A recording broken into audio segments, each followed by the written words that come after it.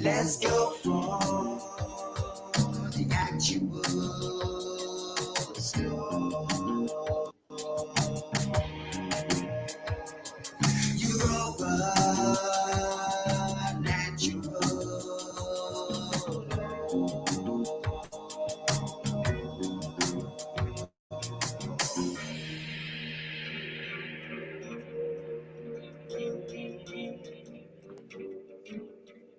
Greetings, humanity, and welcome to Europa Natural Law, a roundtable transmission dedicated to healing the madness, badness, and sadness plaguing our beautiful, bountiful world.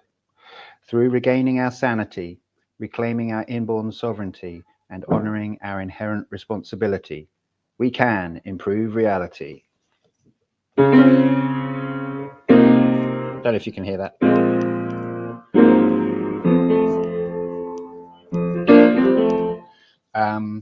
I'm Nemo Jones, reporting for Beauty from Devonshire, Albion, where I cook, write, speak, and sing for freedom, reason, and beauty.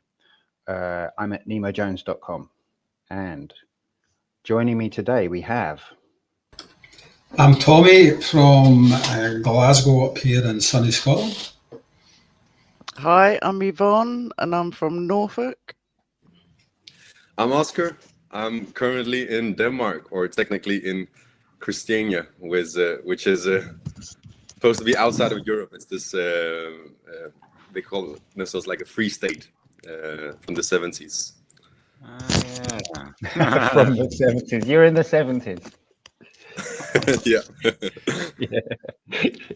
Hope you're having fun. Yeah. Derek Barlocelli out here in France. And you can find me where Tommy has that t-shirt online. OneGreatNetwork.com. Yeah. Great place. Oh, I didn't see you wearing that, Tommy. How perfectly appropriate. That's why I wore it. Indeed. So today, the subject we're going to be talking about is the one great work. Specifically, what is the one great work? And well, seeing this topic brought Tommy out of retirement, I think maybe we should get Tommy to introduce the topic. Are you up for that? Yeah, I'll have a pop at that. I mean, that as usual when I talk on things, I always talk kind of from experience, and I would say that I'm somebody that in relative terms is new to the doing the one great work, and it's been a sort of evolution in me. I mean, I discovered Mark's work after a long search for the truth, and that was a real eye-opener. And going through his work, I discovered that there was a lot of stuff that I had to work on in myself, which I think is the... Sorry, who's Mark? Oh, Mark Passio from the One Great Work. But no, from What on Earth is Happening, who runs the One Great Work network. So yeah, check his stuff out over at whatonearthishappening.com. He's a guy that, like most of us, have in common, but you know, there's other sources of information out there too.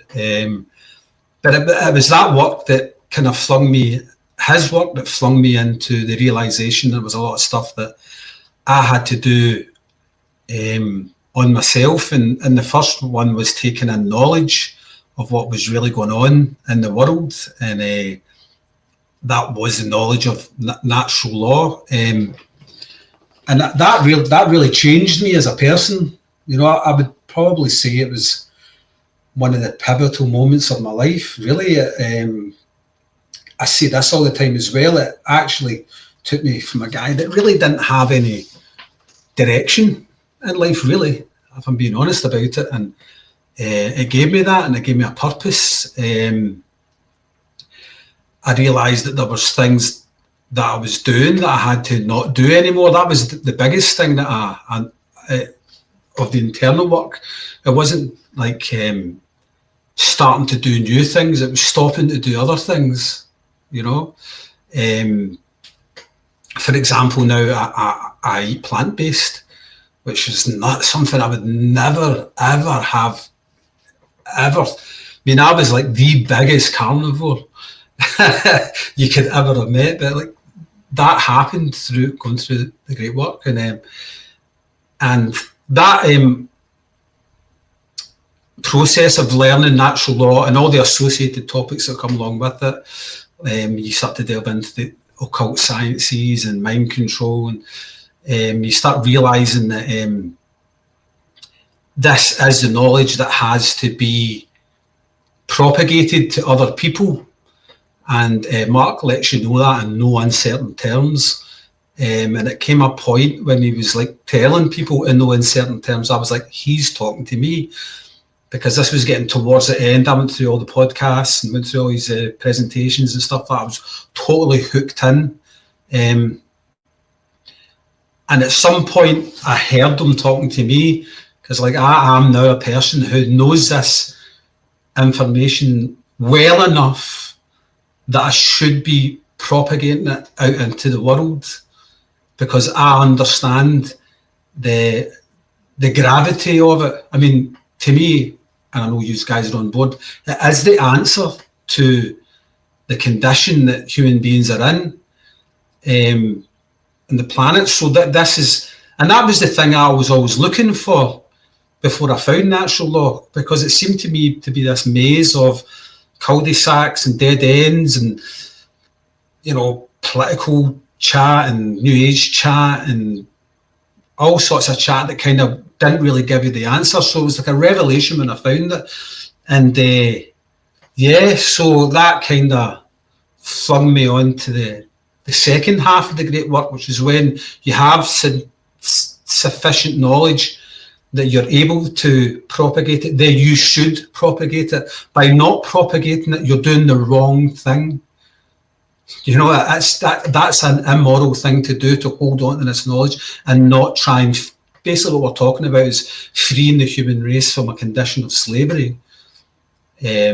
So I could rant quite a lot longer, but that's just a synopsis of what I think the great work is. So first of all, it's working on yourself, getting, excuse my French, getting your shit together within.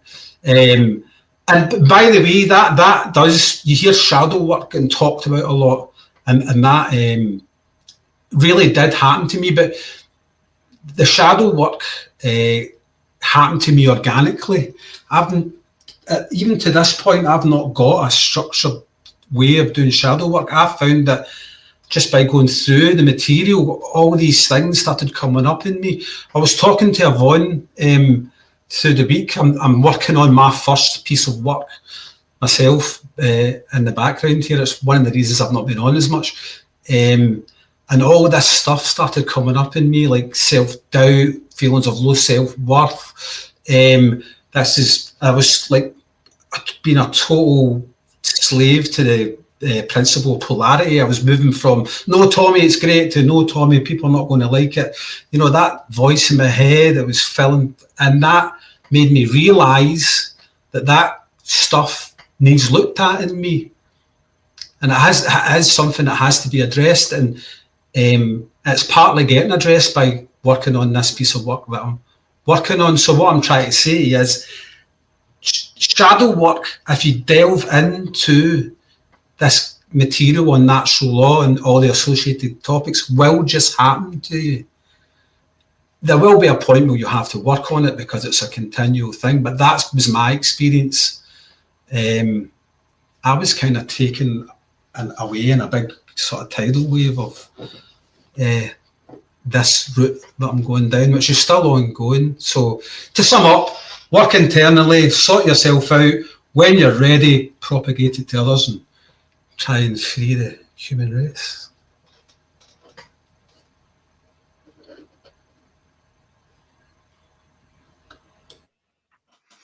Nice. You look like you want to go, Yvonne. It's always the same.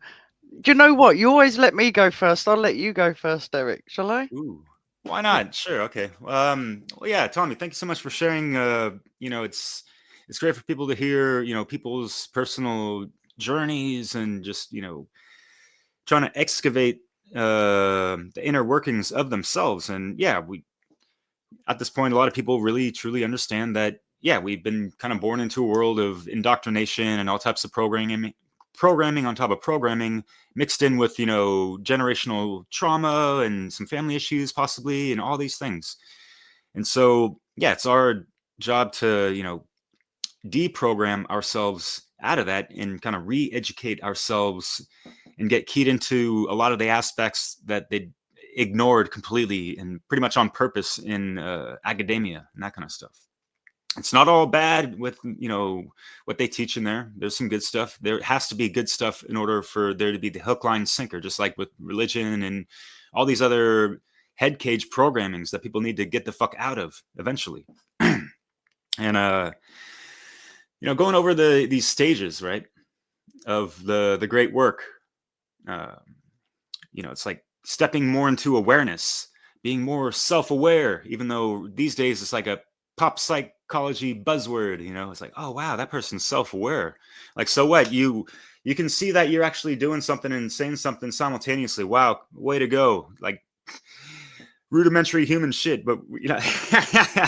So awareness is the first step. Yeah, get that down as much as possible and keep expanding that awareness to a full-on awakening, right? And the awakening is going to, you know, get you more in line, down the line, or in due time, sooner or later, depends on the individual, right? Everyone's pathwork is unique to themselves and their biology and their astrological templating and all that stuff, their soul blueprint, right? So part of that extra great work is to activate that within us, right? And yeah, like we eventually need to be service to others, but we have to do that self work, that inner work, the shadow work, and all that stuff, so we can be a proper vehicle to help others, right? And don't want to get ahead of myself, but after activation and all that stuff, and you're actively just living a life that you're on a higher frequency, then there's like a stellar activation where you're actually able to uncover the, you know, dormant DNA and, you know, activating more of your brain activity and all these things that leads to a true bio-spiritual regenesis. And kind of speaking from a little bit of experience, and it's totally life altering, and it just puts you on the trajectory that you were pretty much meant to be from birth. But yeah, we kind of have these experiences, and it develops our character at the same time. And so we have all these stories of the whistleblowers and people that were indoctrinated and stuff, and they got themselves out, and you see them, you know, doing podcasts and, you know, blowing the whistle on radios and all this stuff. I mean, think about Art Bell with I forget the name of that the show he has, but so yeah, it's like the process of, yeah, removing yourself from the equations of the problems of the world, and then putting yourself forward through whatever forms of language, expression, media, to help inform and teach others, to, you know, be a way shower for them to kind of do the same, be that guide and that kind of stuff.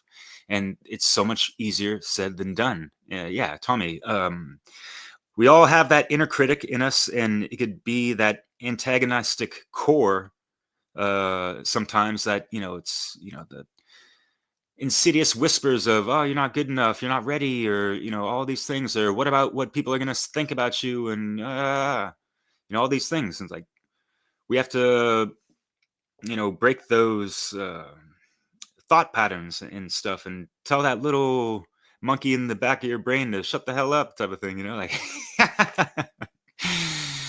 So yeah, sail on. I'll pass it on. Maybe Yvonne, what's going on? Yeah, I don't mind. Yeah, jumping on the back of what you both said, like the great work. I think when you become aware of the great work, I like to sort of kind of take it back a little bit. Like, where does it come from? Where does the desire come from? to do the great work, whether it's like internal or external. Like as what Tommy was saying, like once you've have gathered certain knowledge about what is causing all this human suffering and all the slavery, all the negative aspects that are happening in this realm, it comes from caring. It comes from care, doesn't it? And I look around me and I think I'm fortunate enough to be involved in you guys. You all care, but there's not many people out there that do care. I know there's a lot of great work that's actually going on, and I know that it's not really spreading fast enough as it could be or something. And when I just walk down my high street, like there's people that they're stuck. So I've just been thinking about, like, how do you penetrate that? How do you penetrate that? And I suppose it's in creative ways in doing that. But anyway, I'm gonna go back to maybe going on a bit about the internal work a little bit, the alchemy side of the great work. Like once you reach that stage when you are very consciously aware that there's things out there that you're not happy about, and you really start to question what is this? What have we been born into? Like, who are we? Why are we here? If anyone's asking those questions, then the answers do start coming to you. They do start coming to you, and that's when I feel as though you go through that process. And some people, when they start getting the answers to what's really going on in the world, it's like they you can hit a crossroads. You can either run, because it's not very nice what you're seeing or the truth that you're seeing, or how you feel about the truth because of the conditioning that you've been through. Or some people can suppress it with medication, because I know a couple of times when I'm sure there's many more to come, and I think it's a continual process going through that internal alchemical process. But I've had little snippets of it in the past, and I've spoke about it on the show before, and it does feel like you're fucking dying, because there is part of you that is dying, and it's very, very frightening, and it's very, very scary. And I'm sure there's hundreds of thousands of people that are hitting certain spots, but because they don't know that that is what it is, they can go out and suppress it with alcohol, drugs, or pharmaceuticals, because they just don't know that there's something in them that is shedding. It is shedding, and it's there's something in them that's dying. And I'm still learning about that alchemical process at the minute, like a bit more in depth than I knew before. And but I know that once I really master it myself, then I think it's probably one of the most important things that could be taught to people, because I think there's more people that are going through that process but just don't know what it is, and they're putting it down to either mental illness or a relationship fuck up, or do you get what I mean? And it's not. It's they've asked a question probably somewhere down the road of themselves, but they've forgotten in an unconscious sort of manner. So I think the internal great work is a process that you go through where you weren't conscious of something, and if you do have the courage to go through the whole process, you can become conscious. And if you look around us as well, there's like even more so, that is what the agenda is to make people into half robot, half human. For a long time now, we've been really disconnected from our souls, our spirits. And I think that is the real gold, is to actually reconnect with our souls and trying to find a way to sort of integrate that. And yeah, that's where the battle lies, because fuck knows what's in between. There's blocking all those things, you know. So it's yeah, I'll shut up for a little while.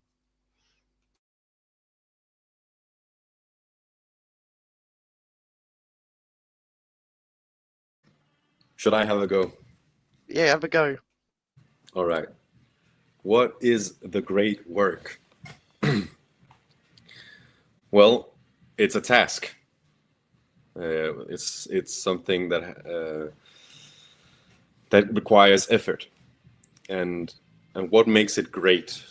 I think the way I understand it is not necessarily great in the sense that it's mighty or a positive thing, or like oh, that's great, like that's feels good, you know.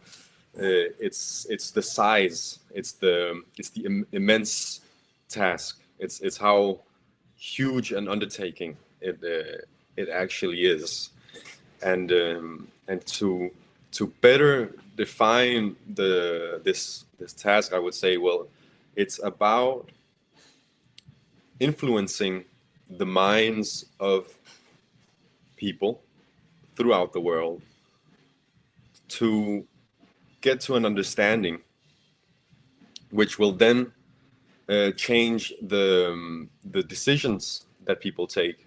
And because our state, or like the condition that we find ourselves in at a societal level is caused by our actions, then that will change the better decisions based on an understanding will then change the condition we find ourselves in. So to bring it back to what Tommy was saying, it is actually the work or the effort that leads to the freeing of the human race. And there's something to this work or this task that is important to clarify, because not everyone sees reality, or not reality, but sees how changes happen in society the same way. When we speak about educating people, and through that education being able to influence the way people make decisions, and then that will change the actions that happen in society, and then also the condition. We're speaking about a certain way of looking at how change happens in society. And that's why I was saying before, I'm coming from the 70s, right, as a joke. There's this book from the 70s, and I just took a screenshot. Maybe Nemo, can you do me a favor and bring it up on the screen? Exactly. It's from a book called The Changing Images of Man. And it's on page 14, there's this figure or this image. And you can see that on top you have the state of society, or the way that like the condition we find ourselves in collectively. And then right underneath that you have the behavior. So the behavior is causing the way things are. And that already there you have a way of looking at reality, or looking at how things come to be the way they are. That is a particular way of looking at things. We're saying that actions, the way people behave, is what causes the state of society, which is a very different way of looking at it than saying that it's the choices that political leaders make, or that it's the most rich people, or the most wealthy people who make the decisions, or that it's a very small group, elite, conspiracy kind of thing. We're saying this is everyone's behavior is causing the condition or the state that we find ourselves in as a society. And then underneath that, under the behavior, you can see that there's motivations. And the motivations is what is happening within an individual, right? It's the motive, it's the driving force, and it's the decision-making process as well. And what influences or causes those motivations, or those decisions, those choices, is what you see at the bottom, which is the basic values and perceptions. So when we're speaking about the great work, I think we're all speaking about how do we influence the basic values and perceptions of people worldwide? How do we influence that in such a way that the motivations of people are changed, and so on, and then the actions, and then the state that have the condition we find ourselves in. I find myself kind of cringing every time I say state, even though it just means condition, but I have such a strong association with state being a government. I'm like, state, no, I mean condition. But that's I hope I made myself clear. And yeah, so this is how I would define the great work. It's this task, it's this joint effort. It's something that each individual can contribute to, as you've been saying, Derek, with their own unique way of expressing themselves. But it's this joint effort. So your unique contribution adds up to Tommy's and Nemo's and Yvonne's and mine, and everyone else's who is contributing, or who is sacrificing their time, who is saying, I am going to invest my energy into this effort. And one of the things that is worth noting, as you've also touched a bit upon, Yvonne, is the opposition that one meets when trying to influence people's minds.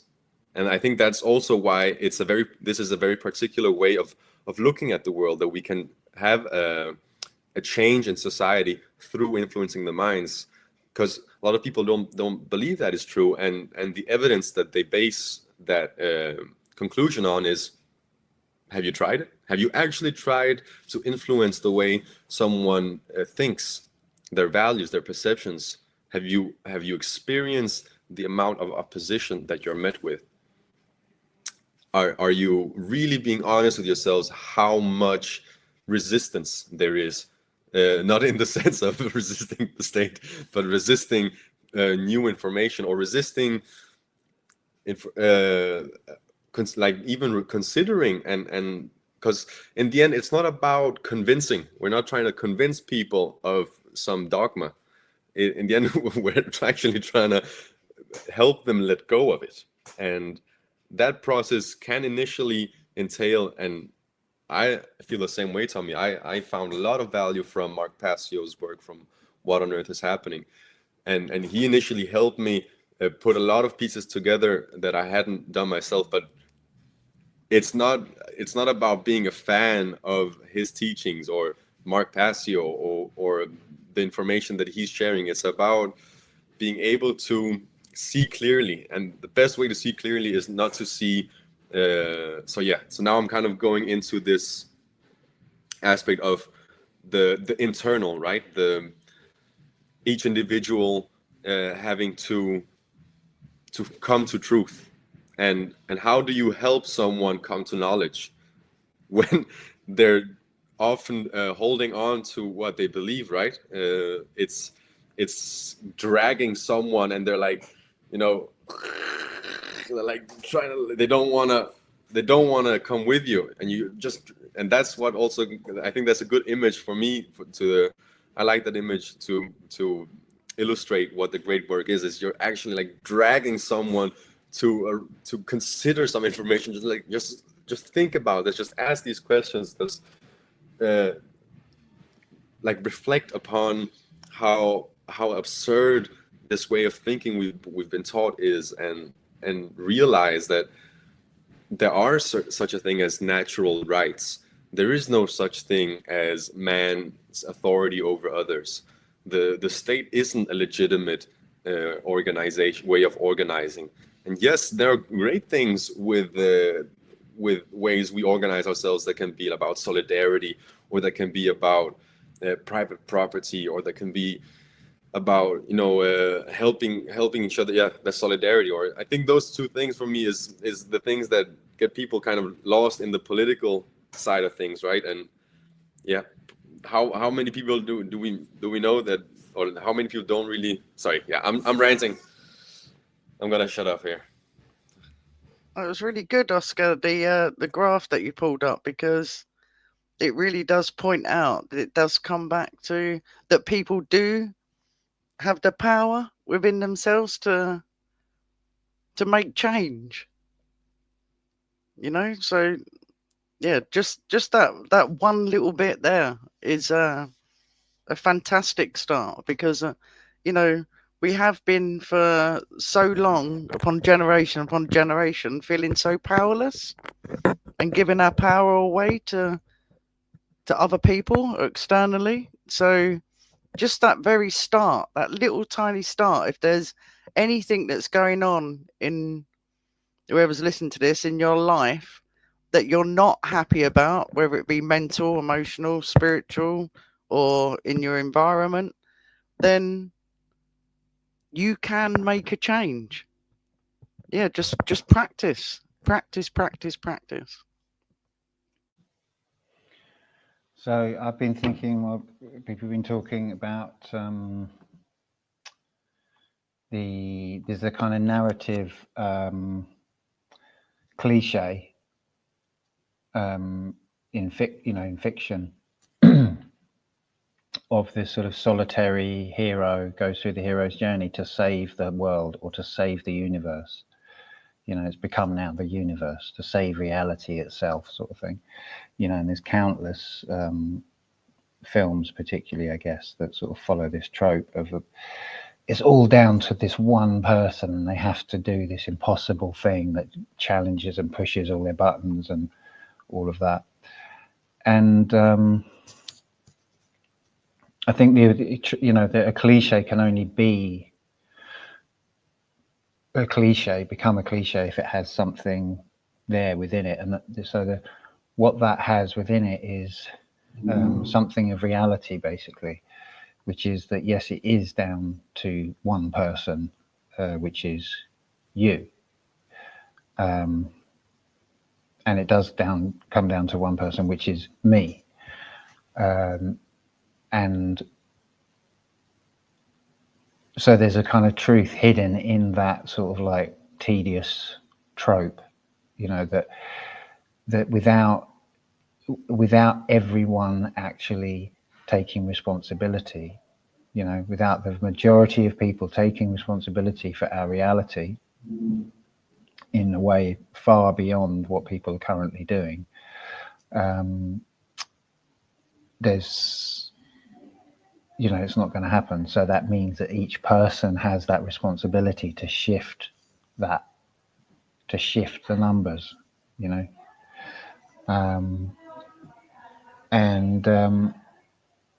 So I've been thinking also about my piece that I wrote on my sort of attempt to do an introduction to natural law on my blog.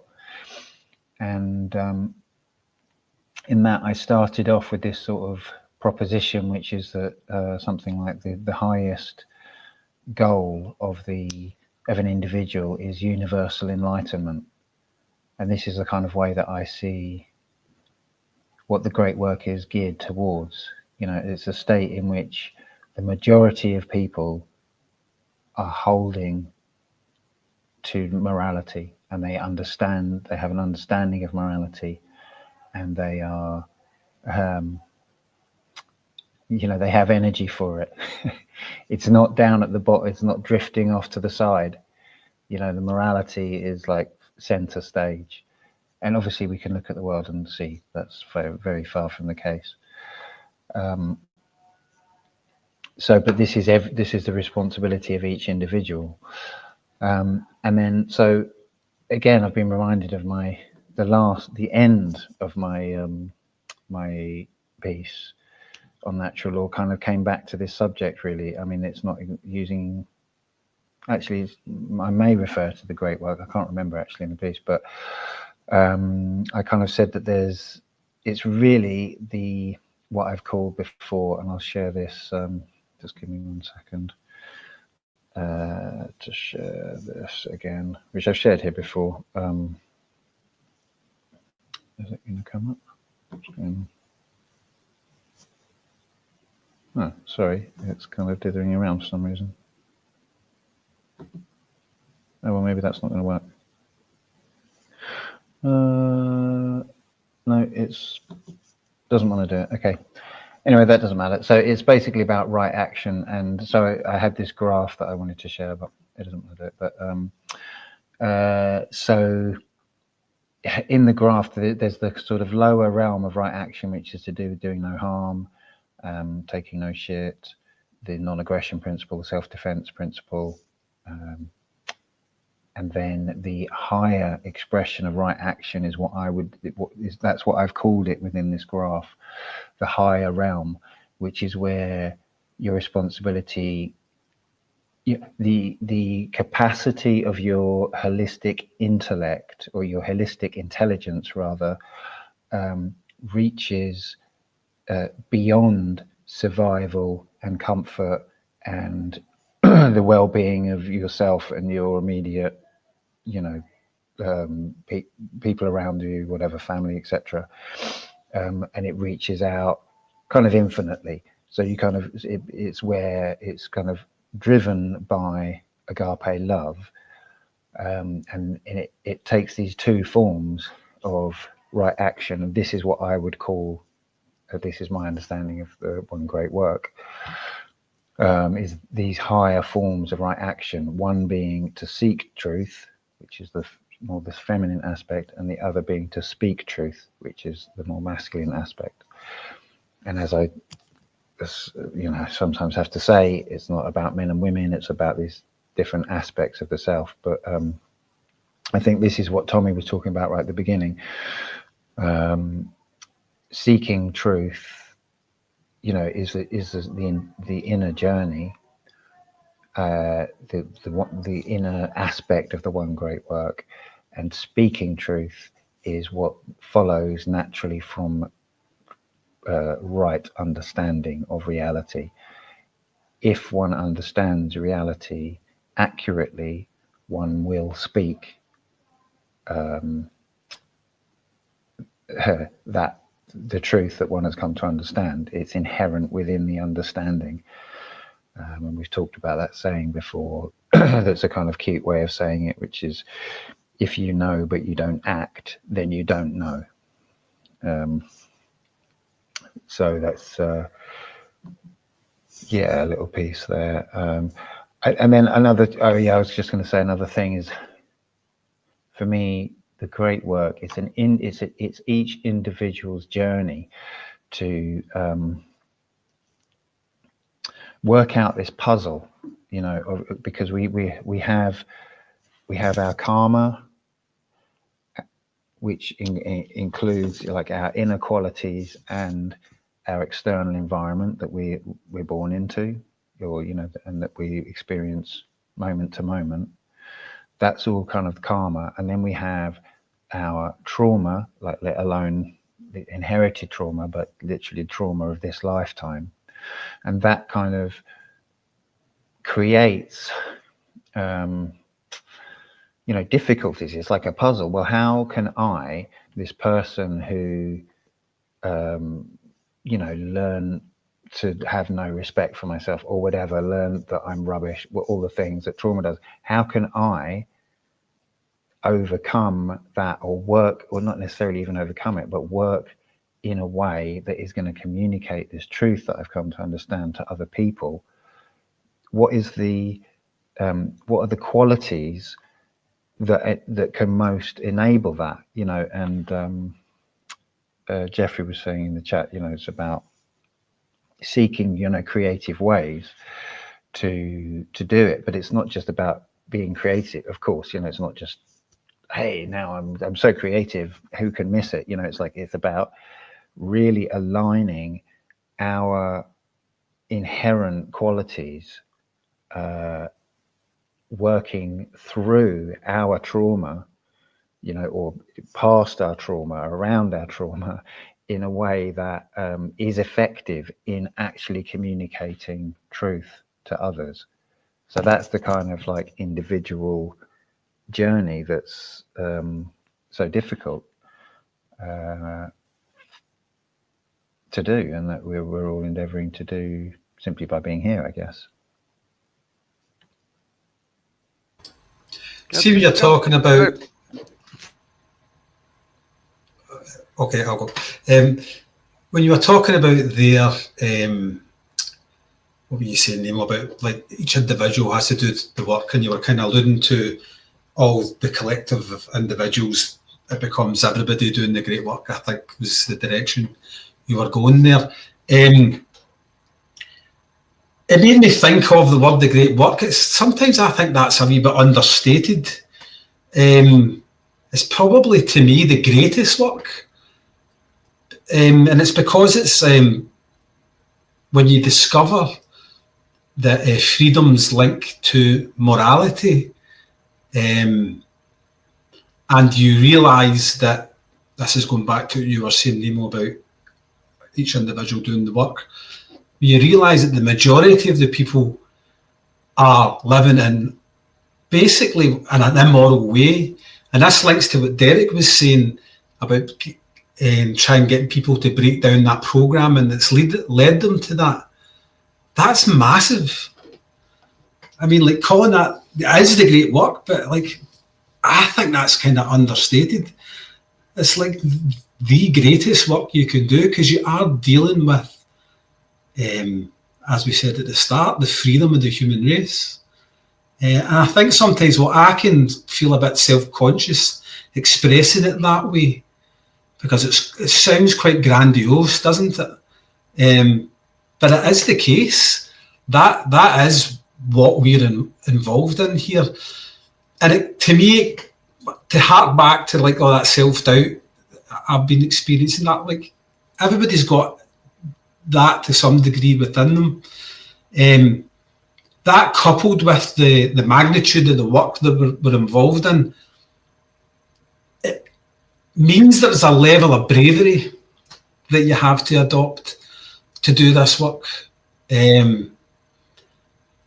Well, that's my experience anyway, and I think the courage, gaining the courage to take that leap to do it, aligned with that trauma that you talked about, Nemo, that's in us all, it becomes a bit of a dual barrier. And that's kind of where I was before I started working on the project I'm working on. And now when I'm working on it, it's really raising its head. It's really coming up like a fucking demon, you know? And I've got like the part of me that knows that it's bullshit, who sometimes comes to the fore, and that's the rational side of me. And then sometimes this demon just comes flying forward and takes over me again. And you get this sort of internal battle thing that I've got going on just now. And I know most people can relate to that. But it makes me think of something that Mark Passio did say. And it's got along the lines of that bravery thing. He was talking about trust. I remember him saying something along the lines of, trust the universe and great powers will come to your aid. Right? And I find that to be true. Because when I was talking to Yvonne about this struggle that I'm describing to you with the historical generational trauma, let's call it, right? Yvonne made a very good point on our conversation. She was saying, yeah, I relate. I totally get all that stuff as well. And I was saying, well, I'm going to push through and do it anyway. And then Yvonne said, yeah. And then next thing you know, you'll be teaching people about that trauma. And I was like, I went away from that, Yvonne, thinking, that's my next project. That is my next project. And it was like the trust in the universe, talking to somebody else who's trusting, taking that leap of faith and being brave. And that's that great power coming to your aid through Yvonne to me in a conversation. And that gives me more courage and more bravery to go on and finish this one and do the next one, which I will be doing. So yeah, guys, I'm just riffing a little bit. There's a lot of things coming up. Everybody said great things. I'll let somebody else have a pop at it. I've got, before I forget, on the back of that, Tommy, and what you were saying, Nemo, when like you really stimulated me, Nemo, when you was talking about like stories or films, you know, like about heroes. And I haven't watched many films, but I did watch films when I was little. But it it must have had an influence in some way, because I think I've had, like, in the past, it's like that, what they call the drama triangle, about the victim, rescuer, and persecutor. Yeah, most of us are stuck in that, and I have 100%, as I've said before on this show, completely put myself through a lot of self-suffering in being a rescuer in life. So taking on the concept of the great work, I've completely tortured myself for years, really, about trying to get certain principles across, certain truths across about what's going on in the world. And yeah, it's been like banging my head against a brick wall. And I'd say in the last only in the last couple of weeks, I've actually really come to terms with how important the real great work is. That, like you were saying, Nemo, in the stories, it's always the individual that has to save the world. Yeah. But in those stories and the way we're listening to them as kids, it's always saving the world outside ourselves. Yeah. Well, that's the fucking mistake I've made, because, yeah, because I've failed all the time, because no one wants to listen. Half the people are completely switched off, or they're really happy with the way things are in the world. Yeah. So yeah, I've completely failed in doing what we're talking about, the one great work, in trying to get the word across, like with people around in my community, family, friends. It's been one fucking failure upon failure upon failure. And I'm not being negative. I'm trying to come to a positive here. Is yes, those stories and those myths are actually true. It does take one individual. Yeah, it takes one individual saving the world within them, because we are connected to the whole universe. So if each person takes on that great work within themselves first and starts actually living a life that is connected to all the multi-dimensional aspects of ourselves and the universe, and each person does that, then we will naturally be expressing what our souls want us to express in this realm. So that's where Mark comes in and says it's like one mind at a time. Yeah, look in the fucking mirror. I've only just started looking in the last couple of weeks. Yeah, I need to save me first. And I'm not being satanistic in saying that. Yeah, because I know that I have true care about what's going on around me. Right. So, yeah. And if the bottom line is, if people don't take on that concept, then yeah, the external world is going to get worse and worse and worse. Transhumanism, fucking fuck knows what, is going to come into this realm. It's on its way. So, even though, you know, at times I've wanted to go out with my fucking sword and go, come on, you fucking bastards. It ain't got me nowhere. It hasn't got me nowhere. So I'm going within, like deep within, to yeah, really do the great work once and for all. And then I know, and I 100% trust that when I reach that place within myself where I'm 100% aligned with all of me and bringing spirit down into this physical body, then I will be an example for that. I will be an example for that, and it will naturally manifest in doing the external great work. Hell yeah. And it was already on my mind, and you had to bring up the AI stuff. And yeah, my last presentation on the Freedom Under Natural Law conference was, you know, the two sides of AI that humanity needs to understand. And it's more about being an activated individual, my man. Please try to enter, under, and overstand. And Yeah. Yeah, Yvonne, I appreciate your articulation. That kind of goes into a little bit more of what I kind of brushed over in the beginning. You know, it's kind of like set the primer, and then folks can kind of just chip away at it, and it's cool. And it's like, what are we doing as the master builders of ourselves and our inner temple, right? What are we building up within us, and are they built upon proper eternal principles as the foundation of that throne, the seat of the soul, and all these things, right? And there's different ways we can look into these from the past in regards to ancient mystery school teachings. They talk about the magnum or magus opus, right? And the lapis philosophorum, or the philosopher's stone.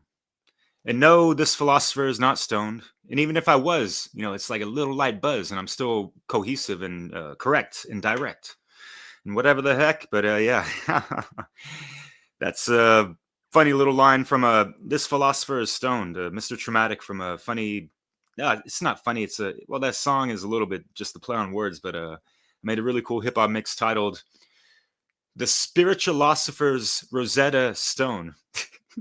Is that a word salad? Does it even matter? It's just supposed to inspire something to the listener to, get keyed into some, higher trains of thought and other teachings that they might not have heard before, type of thing, and hitting it at all these different angles, right? So, yeah, we got to keep chipping away, one conversation at a time, one video at a time, one article at a time, right? And sometimes we just have to put it out there and not pay much mind to how many views are we getting, what's the reaction sometimes, and this and that, right? Because obviously we are algorithmically unfavored, just put it short. Ain't got to get into the shadow banning bullshit and all that crap. The censor shit is quite draconian, but whatever. And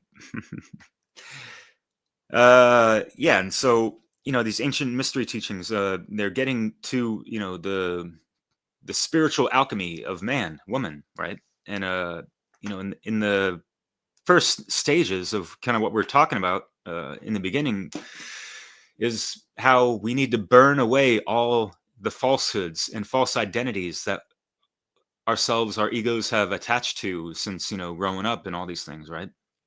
And so we wash away all that stuff and connect what's still proper within us to that higher good and all these things. And of course, it's all these things we're saying is a lot easier said than done, and it's called work for a reason. As far as the great work, shadow work, right? Inner work. And I was doing these things without even knowing the terminology, but I just had a burning desire of just having to like reinvent myself. I knew something wasn't right within me. So what the hell? And it's like being married and not being able to, I don't know, like fully express my love, because I felt like I had like a heart chakra opening of love for, my ex-wife at the time, and we had some tricky times a little bit. And I was like, damn, this is not how a loving relationship should be functioning, right? So yeah, you take it upon yourself to look at, what we can change in our immediate environments. And of course, the inner world first and foremost, and all these things. And the expression with the as above, so below, regards to law correspondence. Yeah, we have to have that inner good dialogue and inner actions, behaviors, thoughts, emotions. So that's going to be emitted outwards properly, all these things, right? And I call that just a daily operation. It's not, we're not tourists in the truth seeking, speaking realm in this. It's a daily fucking operation. No, to whatever degree, like, we're not like harkening shit like, oh, have you done enough great work today? Have you done your fucking shadow work? No. Like, we ain't splitting hairs on this shit. Right. So, Nemo, I like what you mentioned, in regards to we had a great conversation a couple months ago in regards to the hero's journey, and that just falls in line so much of what we're talking about, right? It's going into the unknown depths of and making the darkness conscious within ourselves, and really understanding and integrating our unconscious and subconscious realms with the conscious. and connected to the higher conscious, you know, the higher self, if you will, just, you know, like retrieving your soul. So it's, you know, firmly seated within, you know, them two pillars on the throne, right? And yeah, the daily operation is when you're activated, it's just sometimes like the energy is just like too intense for me sometimes. Like being this like manifesting generator of, and it's just, you feel this, the will force and drive to just, you know, like it's just like nonstop sometimes. And yeah, it can lead to burnout. Sometimes we have to pace ourselves, you know, and life is more of a marathon, and we have to be moving at the speed of life, right? And it's kind of tricky, especially with the competition of, yeah, all this AI crap and the YouTubery and the TikTokification of all these things, right? And, you know, we're sitting around doing our work at a good steady pace, right? But we see all these fucking influencers, you know, garnering skrillions of views and whatnot, and making a fucking living off of that stuff. That ain't necessarily the great work, right? Because they're hushing themselves to make sure that their channels stay monetized for YouTube. So they're gonna beep their little S and F words out. I mean, that's sad and pathetic almost, you know. And it's just human language, you know. It's like, especially when people understand the context of how and when words are being used, you know. And yes, building up your grammar is huge in regards to the great work and being able to be a voice box for truth, right? So doing the trivium, the whole threefold path, right? Building that proper grammar first and foremost to get that logic, so you have that rhetoric and come up with some better shit, right? So on to you, Oscar. Thank you, Derek, for your word magic, not word salads. I really like what you're doing there, and yeah, I just wanted to first of all say thank you to that. It makes me happy to listen to your poetry, and poetry. Just to go a bit into that, I know I can't go too spacey on it. But for me, it's a lot about building bridges between different concepts, and then your brain just goes like, "What? Those two thoughts at the same time? That's amazing!" And in a way, this is a conversation that is about how does one bridge information? How does one or bridge questions, or bridge reflections, and so on? But I think there's a way that, as Yvonne was kind of alluding to, might not be super effective when we're trying to capture the minds of people, or trying to go out there and you know, come on, get it, you know, smash some information into their heads, like, come on, motherfucker. And I don't think, yeah. So I want to go back to what you were saying a bit, Derek, about the magnum opus. And that just is another language for great work. Magnum, huge or great, big, and opus means work. And it's also a word that other words that we know of, like operation, it comes from opus, or opera. And often you hear this expression, the magnum opus, the big work or the great work, to describe art. So an artist's magnum opus, or an author's magnum opus, would be like their biggest gift to the universe or to humanity. Like the thing that they just, it was like there's so much of their love invested in that work. And I think it was Brandon Martin who he sometimes shares some of his writings on his social media, and I was reading that, and I think it's from one of the things he wrote that I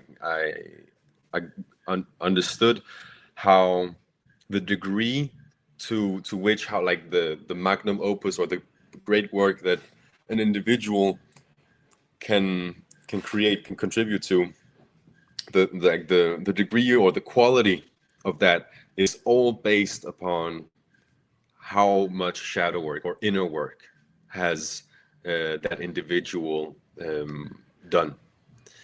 And I thought that made perfect sense. And it's not really something that I can testify to, because I'm still a lot in the inner work. And yeah, I do want to, you know, share the knowledge that I've gathered so far, and try to communicate the things that I feel I understand. And I'm not saying that I cannot do that, but I really do appreciate when teachers have taken the time to really refine their understanding, or really, you know, go through a process of integration, of looking at the mirror, of really developing that respect and having understanding of their own individual shit. And that's also what you were speaking a bit to, Tommy, about the trauma that each individual has can actually become nourishment for others, if it's actually processed in such a way that the individual is able to use that as context, as a reference, and be like, I know this.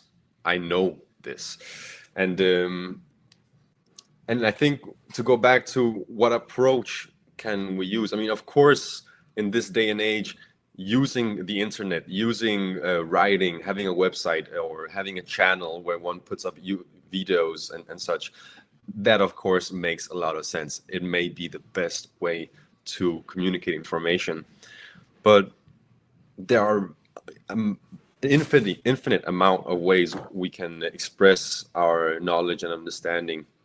There's so many different art forms. There are many different skills we can use to express or to share knowledge, and I think there is such a thing as also of just being that beam, or being, and it doesn't mean that you just wait for someone to come to you, but being, you know, that pillar, or being that tree, or being that elder, the wise person that someone can come to. And it's not to say that you should just wait and be like, they're not ready for it, because you don't want to adopt the elitist approach, right? But I think there's so much beauty in that, leading by example, or by, you know, because if you think about how hard is it to actually live a moral life, and then we want to help other people understand morality, well, it's a huge undertaking, and I wouldn't call that the great work. I would call that the individual inner work to align oneself with morality, which entails well, in the abstract, it entails very simply not initiating harm, not stealing from others, not taking what does not belong to you, and all of your rights, all of the actions that you can do that don't harm others, they are your property. You have the right to do that. I have to mute myself because I'm getting company.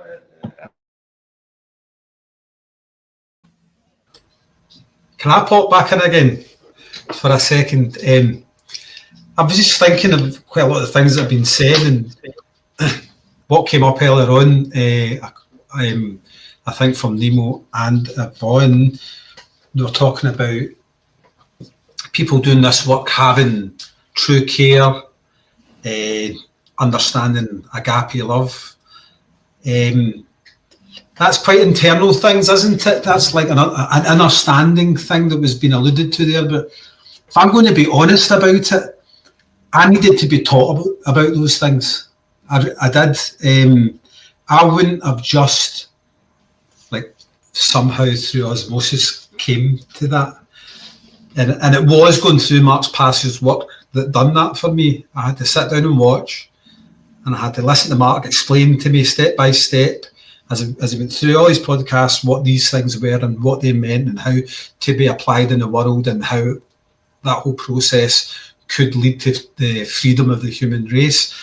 So I think something that has to be remembered with the great work is the baseline, the foundations is knowledge. And it's knowledge is the biggest thing we have to get across to people. And that knowledge can initiate that understanding within you, which is, I'm going to say probably, but definitely like lying there inert, not doing anything, you know, stagnant. But for me, it was the knowledge that woke that up in me. So I think primarily what we are, first and foremost, is teachers.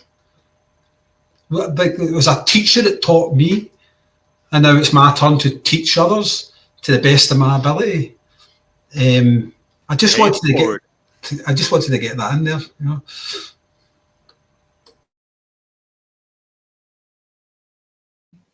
Were you going to say something, Derek? Sorry, I didn't hear that.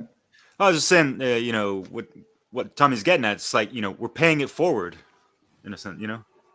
Yeah, for sure. Yeah. But what I was kind of getting at is like, people don't naturally have it. You know, the information needs to be given to them. Well, I'm saying that as if I know everybody. I don't know everybody. I'm only going from my own experience. I certainly left to my own devices, I wouldn't have understood true care. I wouldn't have understood agape love. I wouldn't. Right, but Tommy, it's like you're the result of like your own,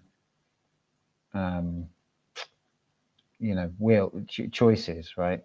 Like you did, like a lot of people come to like Mark PASSIO and they go, yeah, no, you know, so you didn't do that. You like were like, this is what I need. You knew that.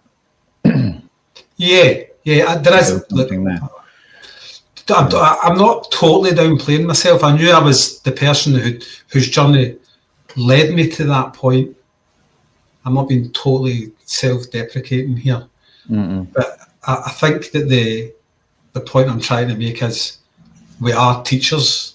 The knowledge has to be kind of propagated in a way that people can then get that understanding that we all talk about. But I take on board what you're saying, Nemo. Yeah, and I have asked myself on this forum before, like, why me? Why did I come to this? Do you know what I mean? And at that point, it probably was more self-deprecating when I said that. You know, like I said something along the lines of, I'm just a working class bin man from Glasgow, which is true. Right, that is the case. But to give myself some credit, I was on a journey. I was seeking, I was looking, and I wasn't happy until I found the knowledge I was looking for. But the key point I'm making is it was knowledge that moved me to the next stage of where I'm at just now. Well, I feel like it's will. There's will. Will has to become first, right? That's how. Yeah, for sure. Take the knowledge. Yeah, I had to initiate the journey, Nemo. You're right. Yes, definitely. Because I'm thinking back to, you know, my experience. I've been sort of, as I've talked about before, I've been around kind of more like this kind of like it was like came over in this kind of new age wave. You know, there's the Buddhism and related kind of philosophies. There was a lot of that kind of floating around, and I picked up on some of that as a youth. You know, and that was kind of like,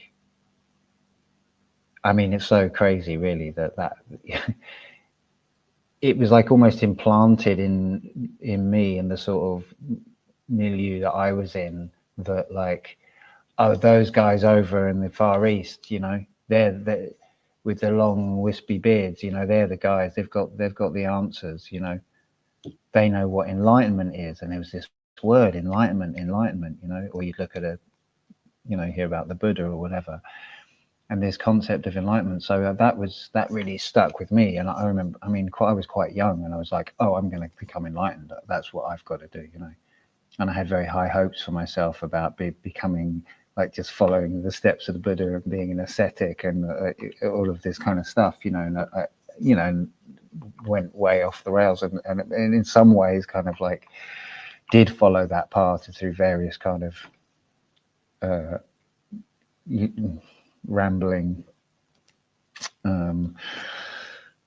trajectories, but the thing is that as we've been talking, this has kind of come back into my mind, this kind of yearning of like for enlightenment, you know, which is kind of ego driven, I guess, largely, you know, but it's also like, you know, you want to kind of like, it's not just that, because it's like there's this longing to, you know, end injustice and all of this kind of stuff. You know, there's lots of layers to that sort of, that longing. And I feel that this, if I could go back and say to my, you know, teenage self, you know, a clue, here's a clue, like enlightenment is about morality. Like, you know, I think that would have shifted my perspective, you know, that would have kind of gone, you know, or potentially, you know, that could have kind of, that is like, oh, right, in an enlightened world is a moral world. You know, and there's something there where it kind of stops becoming this like kind of airy fairy thing, and this kind of like, oh, getting away from the material, you know, escaping the material, transcending this mundane reality. When you really focus in on morality, it's like, it's about moral action. It's about holding true to what is moral, and never, you know, relinquishing that hold, never saying, oh, but in this case it's fine, sort of thing, or in this case I'm not going to mention it, or whatever it is, letting things slip around, you know. And, you know, this is something, I mean, I think the whole, you know, what's been happening obviously over in the Middle East, you know, I mean, I think that's shaken a lot of people in terms of this question. They're sort of looking around going, they thought there was some kind of moral framework somewhere. And I don't know, it's just the kind of brazenness of what's happening there, you know. I guess it's a scale thing. I don't know. It's not as if like there hasn't been injustice in our lifetimes before, you know. But when you look at this kind of machine and this like, and the lack of kind of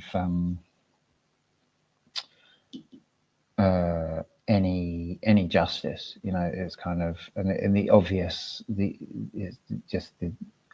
obvious fact that nothing's going to happen, you know. It's just like, yeah, that's the way the world is, you know. There is no moral, there is no moral framework, or there is no spoken kind of, you know, we've got, what is it, like the rules-based international order. You're like, yeah, great, thanks for that, you know, thanks for that, that's really helping us. What about morals though? What about actual moral reality, you know? And that's the thing, is like, that's the thing that, yeah, brings this whole kind of longing for enlightenment and self-improvement sort of like back down to like what is matter, to what matters, you know. Can I come in on that, on the moral thing? Yeah, go for it. That was an absolute game changer for me, the moral thing, because you just said it right there at the end of what you said. It brought it to the physical world. That was the link, because like the morality is what drives your actions, and it's your actions that creates like physical change or outcomes and events and things being made in the world. And I think I said this way back in one of the first shows, it demystified that sort of world you were talking about, that kind of new agey place, that spirituality place, that seemed over here, and the physical world seemed over there, and there wasn't this link, but the link was morality in the middle. So morality dictates the actions that you do, and it's the actions that you do creates the world that you live in. And then in that moment, those two things came together, and that's what really hooked me when I learned about natural law. The thing that I always say I was looking for, I was always searching for, there has to be something, when there was all these different rabbit holes that you could go down and nothing seemed to thread them together. The one thing that threaded them together was morals, and that's exactly what you were explaining there. And that thing about you're alluding to Gaza and all that, that again links back to the great work. It just shows how prevalent immorality is in the world. I mean, to a scale where it's just industrial immorality now that we're experiencing, and it's like, yeah, people know it's bad and all that, but like the outrage isn't what it should be. You know what I mean? It's like, it's terrible. And that's been, I'm 52, and like all my life, things like that have been happening. I don't remember a point in my life where there wasn't some sort of conflict where that kind of shit wasn't going on. It's always been happening. And again, that brings us back to how great the great work is. And also that it does require some flexibility not to conclude just because we've experienced so much immorality or we see so much immorality going on, not to conclude that then that must mean it's human nature. Yes, Yeah, that brings good it point. in the world of, Good point, Oscar. That was a great word, Tommy. Industrial immorality. Oh, yeah. That was a good word. yeah. But I do get what you were saying, Tommy, about when you first came across Mark Passio's teachings. They like, we've all obviously been seekers of truth throughout our lives, and yeah, you must have had certain experiences in order to just have to listen to someone that's so articulate in telling you what you already knew anyway. It's like a lovely confirmation. It's, I suppose that's yeah, good correspondence, isn't it? Good correspondence. So yeah, you're right, Tommy. Speaking those fundamental truths of morality, natural law, they are very important. Very. I'd like to bring up one thing that I don't know if it got mentioned while I had to zap out, and that's how parenting plays into this effort of educating morally the populace, and parenting is huge, if not the most important factor in the great work, because it's our parents are our first teachers, if you will. I think they are. Our parents are really do shape our inner, like our family and our family and our parents and our close by people. They are the ones that we mirror. We're mirroring, or we're learning from, and we are those people. So even though that we're also the ones that are learning from others, we're also that other that someone else is learning from. And if I can, I know it's a bit random, but I'd like to share a quote by Nikola Tesla, which is that peace can only come as the consequence of universal enlightenment. Ooh, I like that. Oh, I've never heard that. It's a nice, That's good concluding quote. And I know we're pretty much nearing the end of this. I saw the good old outro queued up and good to go. I guess my final remarks is that, yeah, what is the eventual outcome we're looking for, right? Peace, freedom, right? Living in a moral world where we don't have to be looking over our backs and be constantly bombarded by coercive slave masters, aka government, and they're enforcers of all that shit, and the order followers that fall in line with all that crap and the pharmakia and whatever the hell. So yeah, removing ourselves from those equations the best we can, and also just really trying to be on that path of making a conscious effort to cause the least amount of harm as possible. Easier said than done, of course, right? So yes, this pathwork takes dedication, discipline, discernment, and dissolving the divides within yourself and with others. Think about it, and maybe I said that on purpose because I do have my show with Leslie Powers titled Dissolving the Divide. And my last thoughts is, remember that this is what you're going to see as soon as this life journey ends. Ask yourself, from here on out, is your heart as light as this feather in regards to Mayat? Things to consider, and hold dear and near. And yeah, cheers.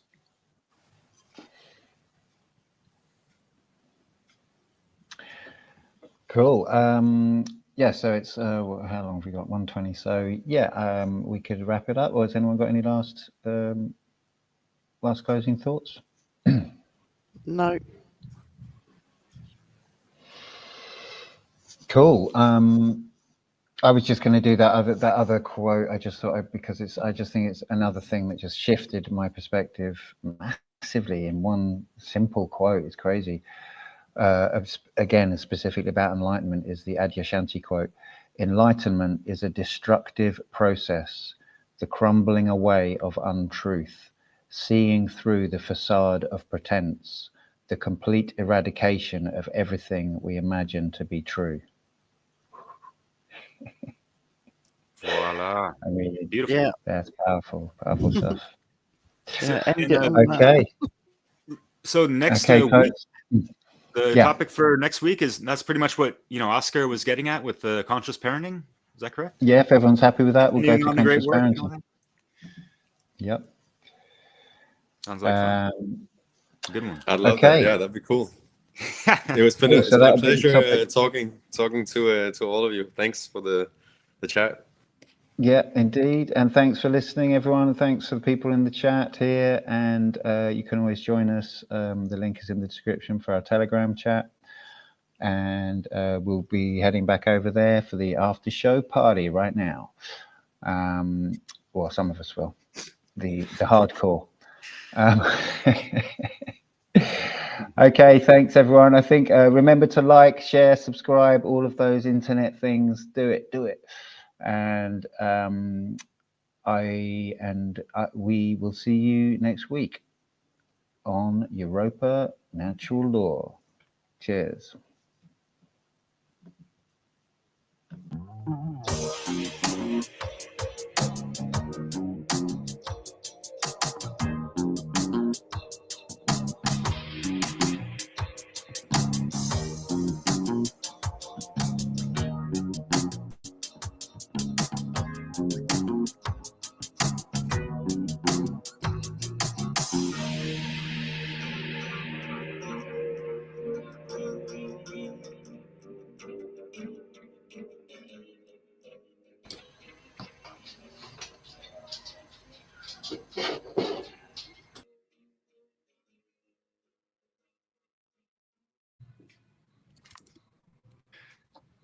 Merci.